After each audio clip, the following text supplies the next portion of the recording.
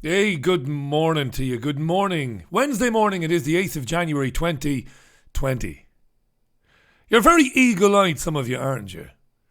The holding meme on last night's YouTube edit of the Richie Allen radio show says January 7th, 2019. I do it every year at least once.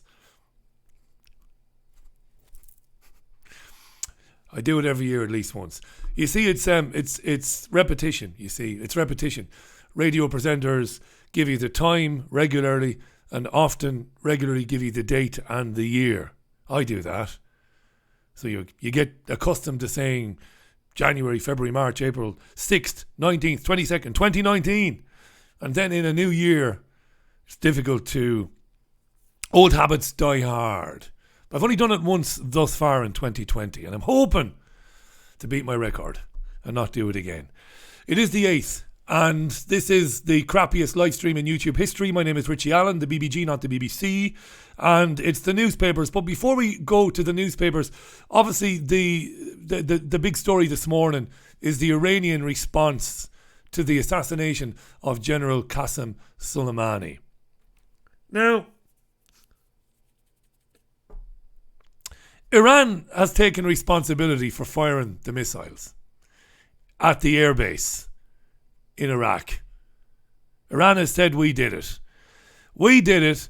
It's a proportional response. We're letting you know what we're capable of. Don't do anything else. Iran has said, we did it. But yet, the Ken O'Keefe supporters and the No More News supporters who blame the tripping over on a pavement on the Jews are saying that Israel did it. Israel didn't do it. The United States didn't do it. Iran said, we did it. Hello, we're here, said Iran. Don't be going killing our generals. Israel didn't do it. Can you ever be 100% sure of anything in life? Maybe not, but I'm pretty sure that Iran did it, because Iran said they did it. Yeah. I don't rag too much on the Jew haters, because ultimately I don't think they are Jew haters. I think they've just gotten lazy. They just blame everything on Israel. They should say Israel, but they don't. They say Jews. While I'm convinced Israel had a hand in the assassination of the general, Iran has claimed responsibility for the missile strikes this morning. If you're waking up to it, here it is. Okay, a ballistic missile attack on air bases which do house some US forces or soldiers. A dozen missiles, more than, nearly 20 apparently, launched at the base, two air bases which are west of Baghdad. That's the big story. The UK's 24-hour news channels, BBC and Sky, are loving it. Kay Burley, who these days operates between 7 and 9 UK time, Kay Burley at breakfast, Kay was rushed on the air at 6 o'clock, breathless and loving it. Orgasmic was the ginger ninja this morning, because of course Kay's bosses are desperate for a full-scale military conflict between Iran and the West. They're desperate for it. Not only are those who run Sky News and Murdoch's other media companies, Viacom, forget Murdoch for a minute, but the people at Time Warner, General Electric, praying for war. But the advertisers, those who advertise with Sky News, praying for this to escalate further and further. They're positively quivering with excitement. Watch it today if you get a chance. It isn't reporting by any stretch of the imagination. It's pure orgasmic, unadulterated, blissful pleasure. This is wonderful. Manna from heaven for the anchors or the wankers who present television news these days. So what's going on then? I haven't a clue. I never pretend to have a clue. But early hours of today, rockets at 2 air bases in Iraq. So far, we're not sure about casualties because the United States is saying, I think Trump tweeted out, didn't he? All's good our end. The Iraqis are assessing it, but I think they might have said, all's clear our end.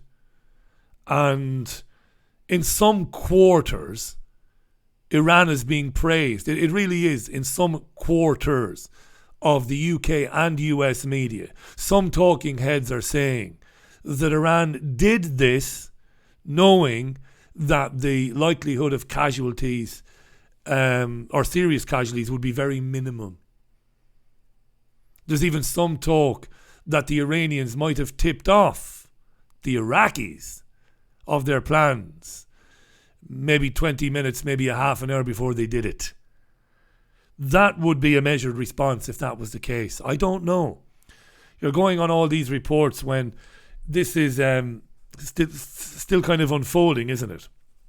So Iran said we did it, and we did it in retaliation for the assassination of Qasem Soleimani. That's why we did it. Iran says any territory that is the starting point of aggressive acts against Iran will be targeted. But the foreign minister of Iran, Zarifi, that's the guy's name, isn't it? He said later on, we do not seek escalation or war. But also today, we'll go to the BBC again, rather strangely. A Ukrainian Boeing 737, which had taken off from Tehran International Airport, crashed in farmland inside Iran. It had reached an altitude of a couple of kilometres and then it crashed. Now, the US media is going mad here, and the US State Department is going mad here, demanding an investigation and condemning the Iranian authorities, condemning the Iranian military and condemning the Iranian aviation authorities. This despite the fact that the Ukrainians themselves have said they believe that the plane crashed owing to a technical problem. There was a malfunction. I believe they've recovered one of the flight recorders from the scene, but sadly everybody died on board. It might be just a horrendous coincidence, that, but it might not be. But Iran is getting blamed for it in the US conservative media, despite the fact that Ukraine has said, no, it was engine failure. It's a bit mad at the moment. Bit mad. That isn't exactly... that's not the sort of script you'll expect to hear on television news media today. It's not the sort of thing I would have said during my commercial media days. But it is all a bit mad. Nobody knows what the bloody hell is going on. Deborah Haynes is a foreign affairs a correspondent for Sky News, foreign affairs editor. She's written on skynews.com this morning that this might very well lead to a war between Iran and the United States of America. I don't know. I wouldn't imagine that alone, the Iranian response this morning, would be the basis for the United States to start firing missiles inside Iran. I just don't know. So there you go. 3 Brits were on the plane that went down in Iran, the Ukrainian jet, which was a flight, which was a connection. They're calling it a connecting flight or a connection flight. It was a flight that was making stops anyway. Could somebody have put something on the plane? I don't know. Everything is possible. 82 Iranians died. 63 Canadians. 11 Ukrainians. 10 Swedes. 4 Afghans. 3 Germans. And 3 British citizens died. Ukraine's embassy says engine failure, no link to terrorism. The US conservative media says this is all part of Iran's response. I doubt it. The Iranians are saying that in fact it was 140 Iranians who went down with the plane. Horrible thing. Plane crashes, horrible things. So there's nothing really more to be said really about this morning. 2 bases west of Baghdad hit by missiles. Nobody killed. Thankfully. Because killing is wrong, no matter who does it. An eye for an eye makes the world blind. I really do believe that. Killing is justifiable, in my opinion, only when it's in self-defense. Then sadly it's justifiable. Look, we'll leave that there for a minute and we'll look at the front pages of the papers, which of course don't carry any news of what happened in Baghdad this morning because they'd gone to bed, the papers, before this all kicked off, as it were. Okay? But we'll go through them, we'll run through them anyway. The Bojo No Show is the front page of the Metro. This is alluding to the fact that Johnson sent a minister to field questions from the Commons yesterday about this escalating crisis, this problem with Iran. And that's on the Metro. Johnson didn't take questions himself. He will be in Westminster today, of course, because it's Wednesday. Prime Minister's questions. So he'll be facing the Commons today. Not that it matters. The Sun, we're off again, having spent 6 weeks as the guests of the Canadian government. These two, Harry Hewitt and his actress wife, are off travelling again, apparently. It's in the Sun. I'll come to your comments on this. I'm interested in terms of what you think about what's happened in Baghdad this morning. The Telegraph, EU warning over rights for citizens after Brexit. Ursula von der Leyen, the new EU Commission President. Ursula von der Leyen. Ja. Schnell! She's in Downing Street today, presumably in the afternoon. And she's with Michel Barnier. And they're going to talk about citizens' rights with Boris Johnson. And they're going to talk about a trade deal. Or at least they're going to talk about framing how the negotiations will work to talk about getting a trade deal before the end of this calendar year. We're supposed to leave the European Union on January 31st. Not in any real sense. Then we're supposed to negotiate for the next 9 to 10 months on a trade deal. But, of course, MPs, because of the majority now boasted by the Conservative government, the healthy majority, they voted to push through the withdrawal bill just before Christmas. And in it was an amendment that if there wasn't a trade deal by the end of 2020, that is December 31st, 2020, the UK would leave anyway. So apparently the European bigwigs, van der Leyen, Vander, who cares, Barnier, they're a bit concerned about this. So this will be on the table today when they meet Boris Johnson, allegedly. That's in the Telegraph. Okay? The Express, then, 200,000 frontline heroes attacked each year.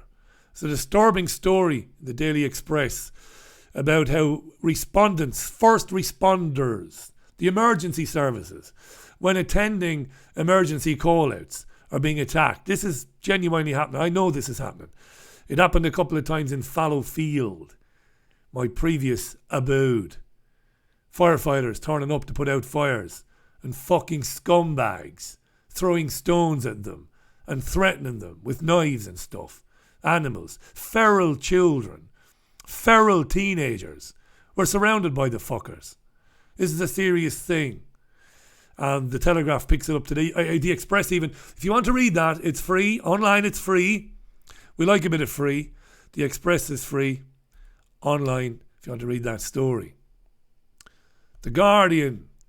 Hundreds of British troops on standby in Iran crisis. Again, these newspapers were put to bed before the Iranian response this morning.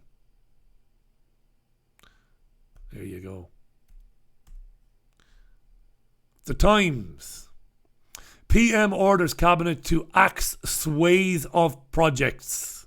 I've not read this in the Times today, but presumably, as Sajid Javid, the Chancellor of the Exchequer, is about to announce a budget right soon, presumably this is about Johnson saying, well, because the budget is going to be made up of significant borrowing by Javid, we need to trim the fat and maybe cut some projects and save on some expenditure.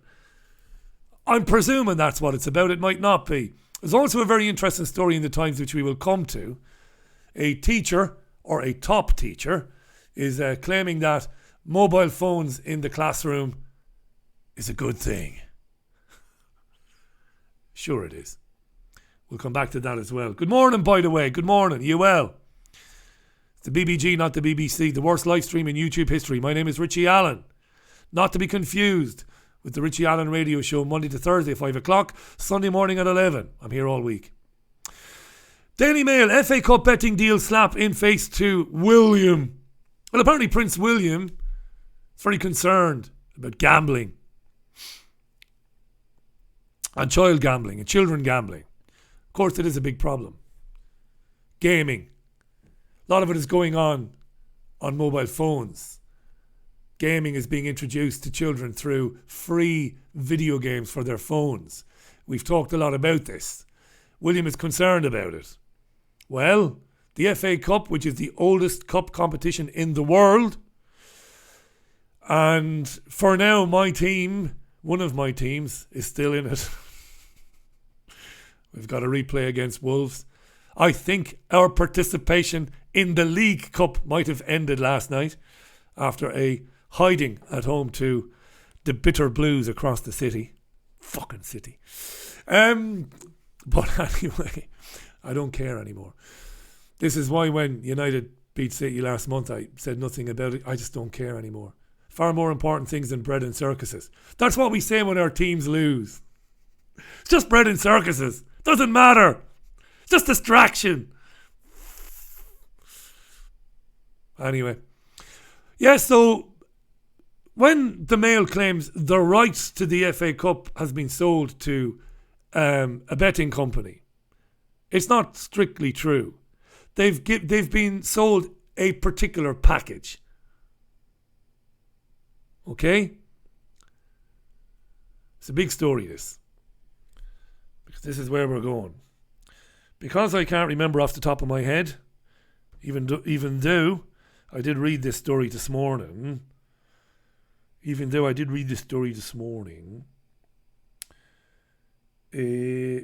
Nah.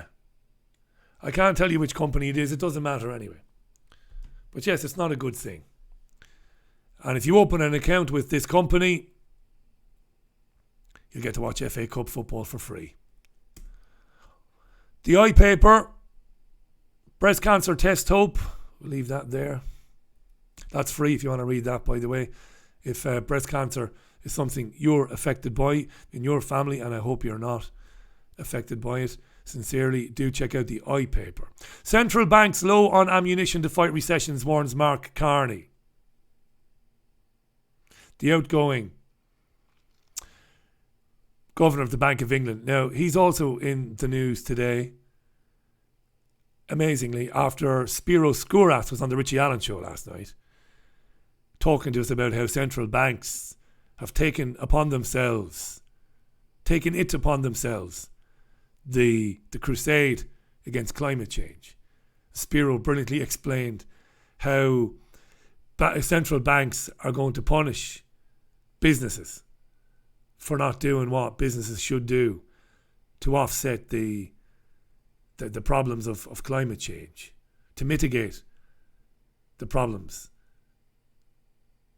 the financial problems brought about by climate change. This was very good last night by Spiro Skouras. It is online, of course, Podomatic, iTunes, Spotify and YouTube. We'll come back to Mark Carney in a few minutes' time. It's 10 minutes to 10. It's the BBG, not the BBC.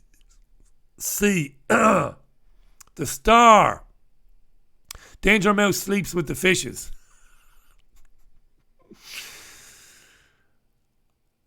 I have no idea what that's about. Haven't a Scooby-Doo, because I didn't read it. I just screen grabbed the front page. What the fuck? Mafia fears over cartoon Italian accent. What? Wow. That's one of those answers on a postcard, please. I don't know. I don't know. So they're all going with the plane crash and the missile strike. Let me go to the comments now. Good morning, good morning. Good morning, good morning. I've got Mark Windows on the show today, not talking about climate change specifically. We'll be talking about something else. And I think Dean Henderson is back today.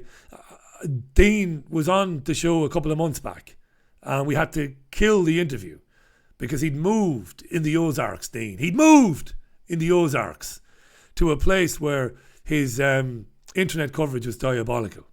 But that has been rectified. I am reliably informed.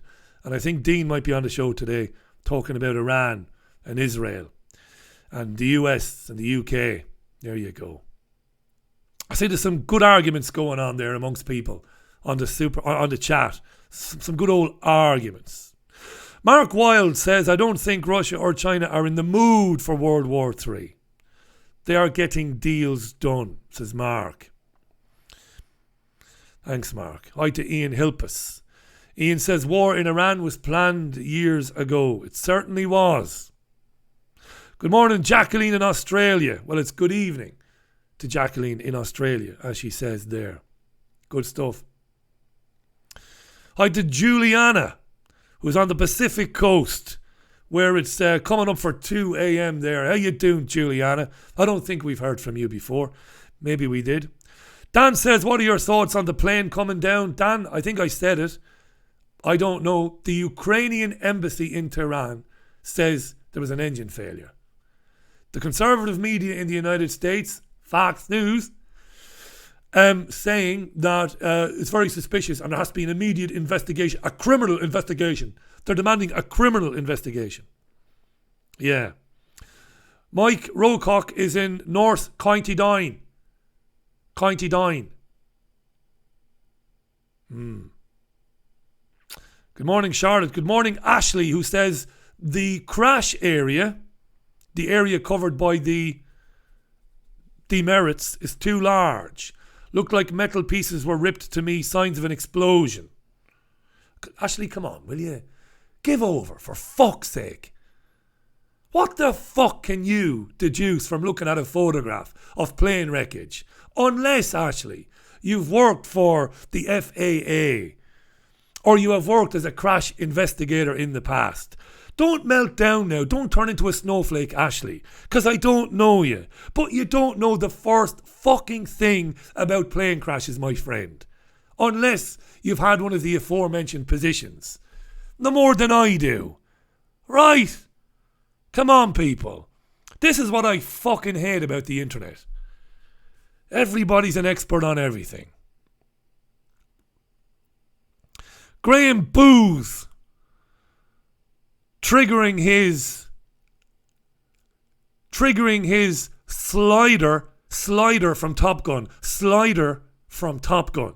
Look up the reference.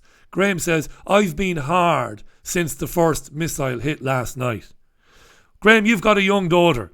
You've not had sex for about fucking 18 months, my friend. Unless it's with Pam and her 5 sisters. So it doesn't take much to get you hard, son. Let's be honest about it. Hi to Eloise Mack. Thank you, Eloise, for the support. Really appreciate that. Keith Allen is in Cyprus. How you doing, Keith? Cyprus in the news, of course. The young British woman has made a statement. It's in the newspapers today. A full statement for the first time. Good morning to Jean-Anne Crowley, who sent me 2 beautiful books yesterday in the post for my birthday.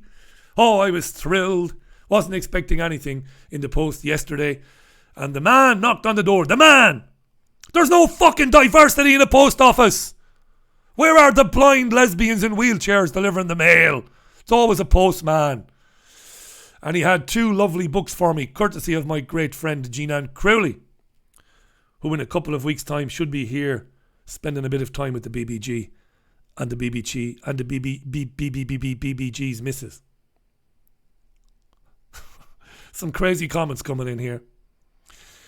Comment there about David Icke, which I'm not going to read out. Hi to Maureen. Hi to Ray Gaming. I'm going to scroll on down there. Jesus, millions of comments. Millions! Richard says, Dean Henderson is a very, very, very, very brilliant researcher. He is indeed. We've not had him on for ages because of technical problems. We'll get him back. Max Egan is going to come on with me Friday morning at 4 o'clock his time. He hasn't been well and slept through his alarm yesterday. The bastard! It happens. Shit happens. And when it does, improvise, adapt, or overcome. Okay. Or improvise, adapt, and overcome. Right, what else is in the news? So the missiles then, you can think what you want. You know, Iran says, we did it. We're prepared to leave it at that, says Iran. We're prepared to leave it at that. But the media is mad for war, you know. Mad for it. Although I must give credit again to the attending print journalists at the Mike Pompeo press conference yesterday. Fair play to them. Doesn't happen very often, but they called him out on his horse shit. Because he was asked repeatedly for the hard evidence that imminent attacks had been prepared by General Qasem Soleimani. He didn't have any. He had none. Well, why would he have? Because there wasn't any hard evidence. There's also no evidence to support the constant claim in the UK media, which is being made again this morning, that Soleimani personally was responsible for the deaths of hundreds, maybe thousands, of British assets and American assets, soldiers in Syria, in Iraq. This is a lie. It's a lie. If an Iranian general had genuinely been responsible for killing British and American troops, we'd have been at DEFCON fucking 3. We'd have been in World War 3 years ago. They want war with Iran. But as yet, they've not been able to justify it. Soleimani wasn't attacking and killing US, British, Israeli, Indian, fucking French assets. He wasn't. It was good to see this fucker getting called out on his lies yesterday. This miserable fat bastard, Mike Pompeo. This former CIA director, now US Secretary of State, called out for his lies. See, you've got a big problem here. Today's 20-somethings stroke 30-somethings, they have no recollection of the Iraq War. Because it was nearly 20 years ago. They've no recollection of it. They don't know anything about it. They don't remember vividly the horrendous lies told about Saddam Hussein and what was happening in Iraq. Nor do they remember the conduct of the media, which basically acted as cheerleaders back then. Essentially, the media behaved as cheerleaders for the Iraq War after September the 11th, even though Iraq had nothing to do with September the 11th. Preposterous. And yet George Bush claimed it anyway. So today's 20-somethings, late 20s, early 30s, have no concept of what went on, 2001, 2, 3, 4. Those of us that do remember it, sadly, the vast majority of us, we don't care anymore. So the fact that they are telling the exact same lies today, using the exact same language, indeed the exact same script, doesn't matter. Today's young men and women, they're oblivious. You can't sell the same old shit to the same old people forever. Well, you can, actually. You can. It's very easy. And that's what they're doing. Good to see this lawyer getting called out.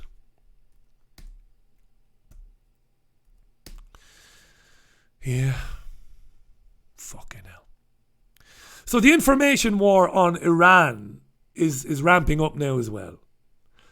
Okay, so you've got Donald Trump tweeting like a maniac. We'll kill you, we'll do this, we'll attack your cultural sites, we'll do this. Wanker. You don't make the decisions, you never did, you never will. You're a puppet. You take orders. Same as Pompeo. This is why I said in the monologue last night, I don't blame them so much as I blame the media. Blame the media more.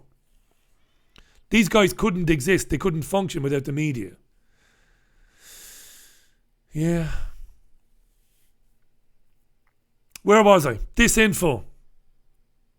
And this stuff goes unchallenged, of course. Telegraph today. How Iran built an online disinformation machine to rival Russia's. Really? And we're only hearing about this now. Why? Big story.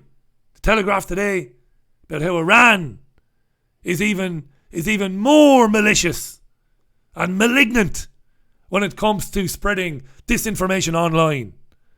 I've read the story, and all it is a headline and an opening paragraph. There is nothing substantive in it. Nothing supports the claim except a quote from some Atlantic research group whom we've never fucking heard of.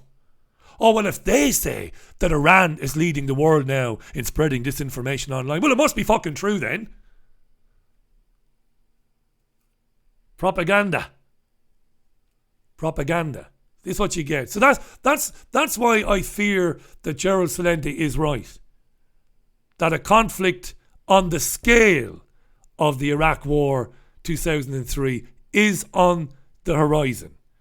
It's because all the pieces are slotting into place. The lies about what Iran is doing in the region. Constant lies. Iran has its proxies. Of course Iran has its proxies in the region. Why? Because Iran, no more than Russia, can stand idly by and allow the neocon Zionist cabal to ransack fucking countries like Syria using their proxies. Like Islamic State or ISIS or Al-Shabaab or Al-Qaeda. These are Western proxy, lunatic, Wahhabi, head-chopping fucking madmen. And Iran can't sit by and watch that. So Iran has got to counteract that. And it does that by way of what General Soleimani was doing. And of course, he basically, not just him of course, but his Russian colleagues, have basically defeated ISIS in Syria. So the propaganda war, Iran destabilising the region, Iran is dangerous, Iran hates Israel and wants to wipe Israel off the map. It doesn't. Do you know there are thousands of Israelis living peacefully in Iran? Did you know that? Of course you didn't know that. You only know because I told you. Now you'll go and check it up. And then you'll go, Jesus, Richie was right.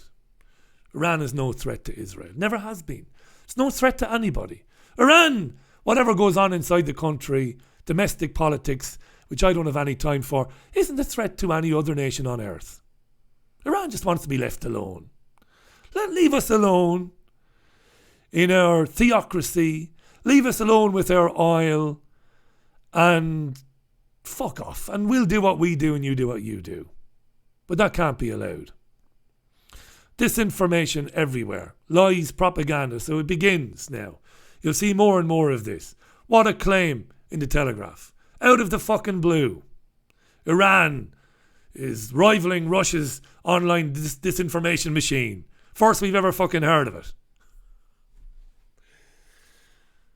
Am I saying that Iran doesn't have agencies Spreading information on the internet? Of course I'm not, because I'm not stupid. Every country does, every player.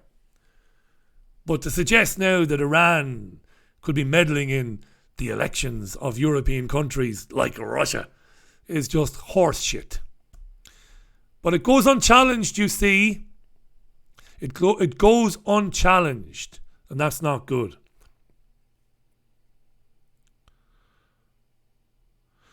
Let's leave Iran and missiles and all that for now, because we're going to get into it later on with Dean, I think.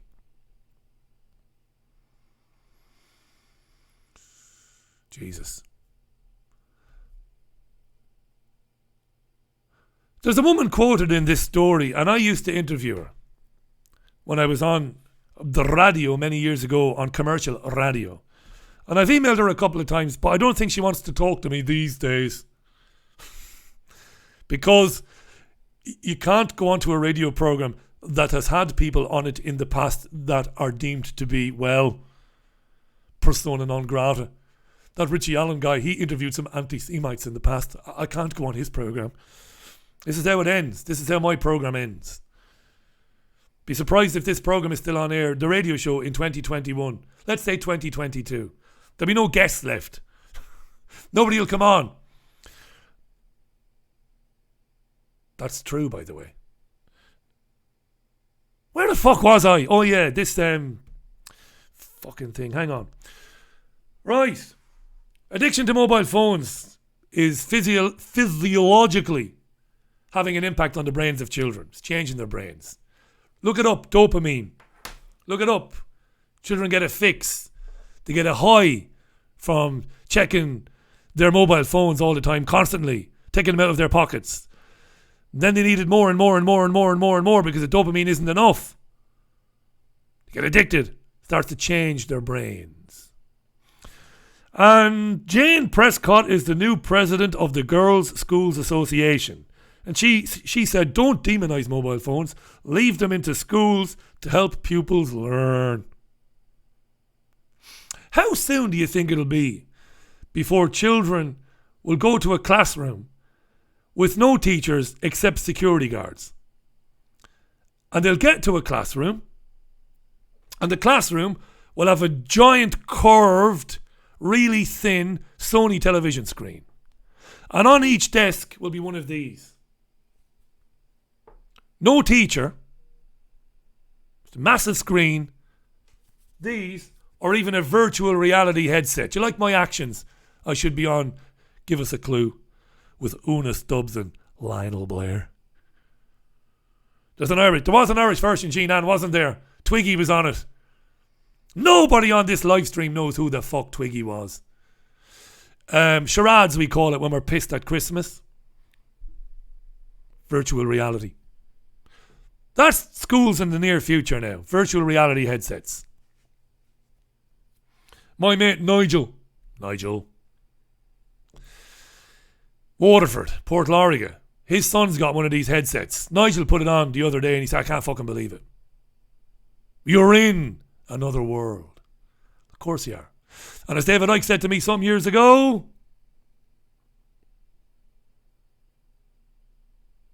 as the virtual reality headsets get more and more sophisticated, it moves consciousness, us, another step beyond reality.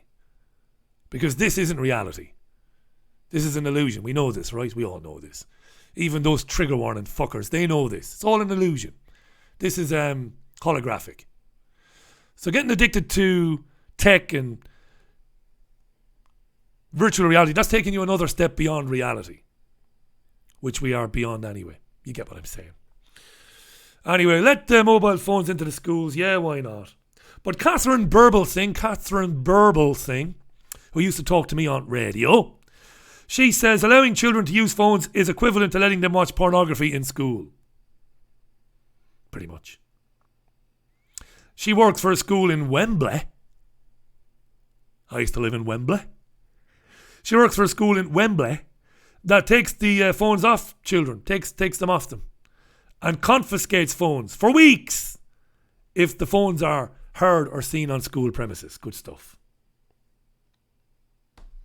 Virtual reality. It's where we're going. Also in the Times today, BAFTA is under fire for all white nominees. Mentioned this yesterday. The best films, not films, the best films that I've seen in the last few months do include The Irishman, Once Upon a Time in Hollywood. What's the other one? I can't think the name of it now. Oh, Jesus. Beat Jesus, I said. There's a third one. What's the third one? The Joker, yes. But it's not The Joker, it's Joker. Good film as well. With Joaquin Phoenix, or Leaf Phoenix, as he was known when he starred in Parenthood with Steve Martin and Keanu Reeves. 3 good films. There aren't many blacks. There aren't many blacks. There aren't many black folks in those films. And they've gotten a lot of nominations, provisionally, for the BAFTAs, which are the UK's equivalent of the Oscars. And people are upset about this. No whites. No blacks. Too many whites. So they're telling us that it's not good enough. That regardless of whether a black actor or actress, or whether a female director, regardless of whether a black actor, actress, or female director actually deserves to be nominated, they should be anyway. For diversity's sake. Because we're not diverse enough. Do you think it's having the opposite effect with some people? It's more likely to drive you away from people of a different ethnic background. To drive you away from people who come, or people whose sexual orientation is different to yours. Of course, that is what it will do, and that is what it is designed to do. That's what identity politics is all about. I'm not going to get into this story about Mark Carney, right? Because I don't have any time. I might get into it later on. But this is scary stuff. Did you ever go on a school trip? Primary school, secondary school? I was lucky enough that I went on hundreds of trips. Hundreds of trips.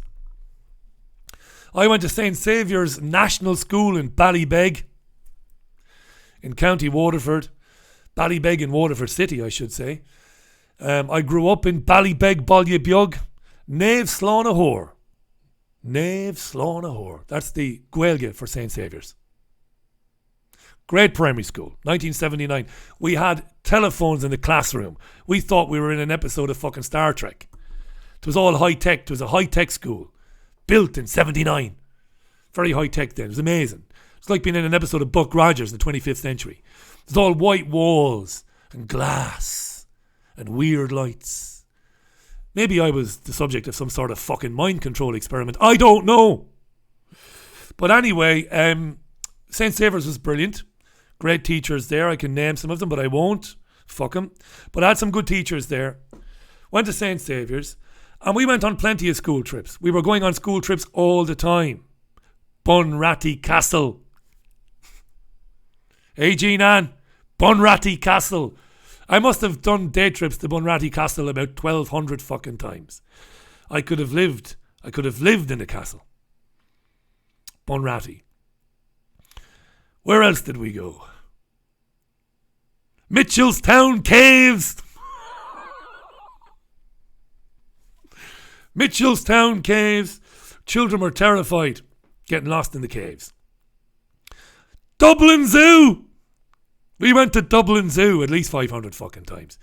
So many times I saw every blade of grass in the zoo, let alone every animal. Every snake. Phoenix Park, we did it all. Secondary school, same thing. We went everywhere. In secondary school, we went on trips to the north, to Banbridge and County Down, Cooperation North, where we met some proddy kids to try and end sectarianism, they sent the BBG and his school chums up to the north for a week. Scared the bejesus out of us. I went to Banbridge in County Down in 1991, and the fucking day we arrived was the day after the IRA blew up the swimming pool. I fucking shit you not. I know you're watching this now, you don't believe it. They blew up the fucking swimming pool. I'd been a Republican my entire life until that point. I was 16 and I turned into a fucking loyalist just like that. I'd packed my bathing costume and everything. We're going to Banbridge in County Down. They have a swimming pool. We have access to the fucking pool all week. And the fucking provost blew up the fucking pool. I swear to God. And I swear on God and Sonny Jesus. I swear to God. 2 days later, we took a trip to Belfast. And I couldn't fucking wait to go to Belfast. Why? Because it had a Virgin Megastore. We didn't have a Virgin Megastore in Waterford. We had Sinnett's Tape and Discs, which was run by a guy who was like Porky from the film Porky's. It was a tiny tape and fucking disc shop that had fuck all tape and discs except country and western. So we were going to Belfast to see Virgin Megastores. And the day we got there, it was a Wednesday, it was cordoned off because of a fucking bomb scare. I swear to God. Fucking IRA.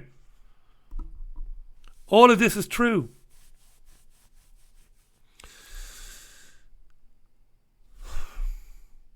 School trips. Greta has ended school trips. No more fucking school trips. No more school trips. There's no greater prison, there's no more effective prison than the one created for you, the one dreamt up for you. How do I say this? The greatest prison, I suppose, is the one that you construct for yourself. That your enemies coax you through the programming, through the relentless propaganda, through that propaganda and programming, you construct your own prison, your own psychological prison. That's the greatest prison, isn't it? Nothing better, right? Nothing more effective. We now have the reality, and this is true, where school children are going to their headmistresses and headmasters saying, we should cancel the trip this year. We were going to get the boat from Dover to Calais. We were going to spend a few days during the Easter halls in the French countryside. We were going to meet French people. We're going to experience a different culture, see a different way of life. But we don't want to do it now because of the excessive carbon outlay. It's fucking happening.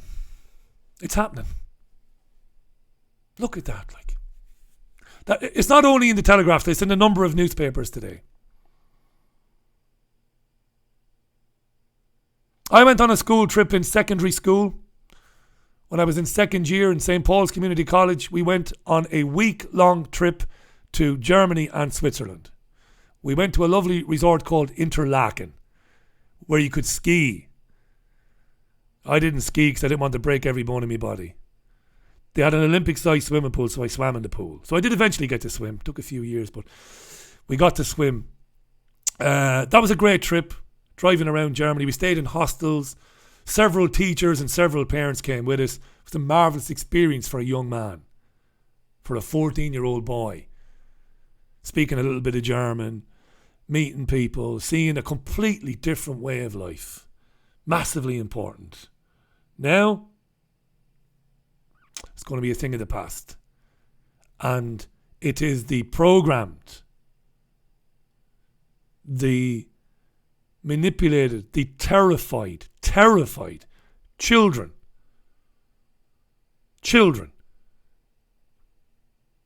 who have created a prison for their own minds. They're going to be saying to their schools, their scout troops, their girl guide groups, whatever the fuck, shouldn't be going anywhere because of the effect on the environment. We should just stay put. Crazy. I saw a super chat there from Dara. Did I? Dara, thank you. Thank you so much, mate. I really appreciate that. I really appreciate your generous support, mate. Dara says, Lord Mountbatten kidnapped kids for 20 years in India. He even had 2 little boys on his boat when the IRA blew them up. He got the kids from the Queen's Island, where Prince Charles' best mate Jimmy Savile used to visit. Stop celebrating these pedovores, says Dara. Thanks, Dara. I really appreciate that. A lot of truth in what you said there, my friend. Okay. That's it for me. I'm back at 5. Usual channels. Expand your mind, broaden your horizons, listen to lots of media. Independent media content creators in Manchester, it's never been better. Triggerwarning.tv, Graham Booth, Hayden Hewitt, YouTube.com, Trigger Warning, the channel. Lots of interesting information on there, but also a lot of funny stuff as well. Check them out. Thanks for watching this garbage. I really appreciate that you do, and we'll do it all. I'm off for a run now, and when I come back from that, I've got phone calls to make. It's a busy old day. And I'll be with you at 5 o'clock where Mark Windows and 90% sure Dean Henderson will be the guest. So look after yourselves and one another.